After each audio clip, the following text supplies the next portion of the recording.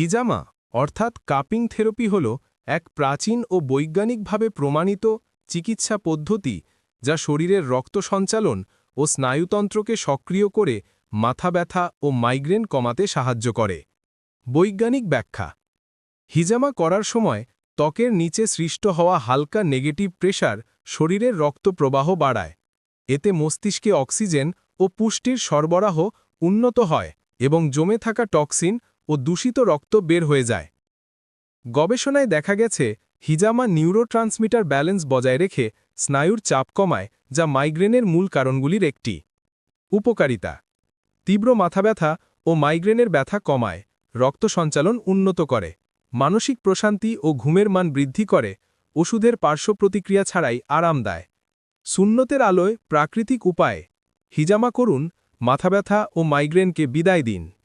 As-Sunnah হিজামা centre 016